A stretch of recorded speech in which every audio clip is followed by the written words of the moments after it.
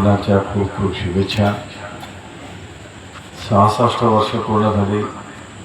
स्वतंत्र महाराष्ट्रातून 67व्या वर्षात आपण पदार्पण केलं. महाराष्ट्राची निर्मिती होत असताना आजचा हा गोंदिया जिल्हा पूर्वी महाराष्ट्रात नव्हता.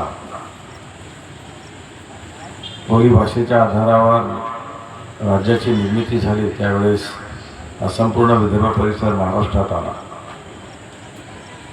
आणि आज हा गोंदिया जिल्हा, गोंदिया भंडारा एकत्र होते. हा पूर्ण जिल्हा महाराष्ट्रात आल्यानंतर हळूहळू या जिल्ह्याच्या प्रगतीची वाटचाल सुरू झाली.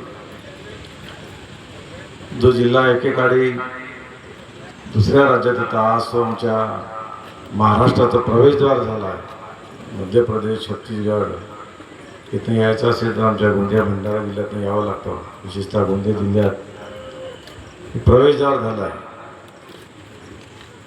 अतिशय निसर्गाने नटलेला हा जिल्हा, खूप चांगलं वन पर्यटन इथे होऊ शकतं, आहे पण ऑलरेडी.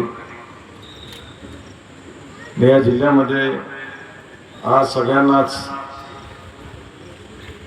महाराष्ट्र दिन, कामगार दिन, बौद्ध पौर्णिमा तिघही चांगला सहयोग आलाय.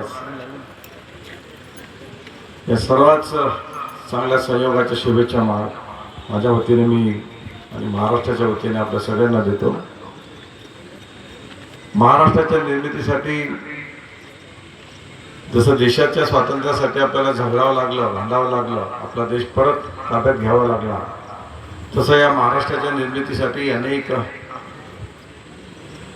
प्राणआहुती अनेक स्मृतीने दिल्या आहेत. आपण त्या सगळ्यांना वंदन करूया. अशी आपली महाराष्ट्राची भूमी ही एक थोर संतांची भूमी म्हणून ओळखली जाते, अनेक वीरांची भूमी म्हणून ओळखली जाते. अनेक समाजसुधारक या महाराष्ट्रात होऊन गेले. ज्या छत्रपती शिवरायांनी हर हर महादेव म्हणत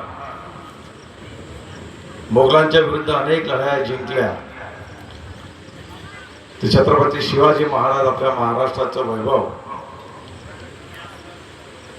आजही आपण अनेक बाबी या जय भवानी जय शिवाजी या नावाने उद्घोष करतो. अनेक स्फुरण चढतं आपल्याला. ते छत्रपती शिवाजी महाराज, छत्रपती शाहू महाराज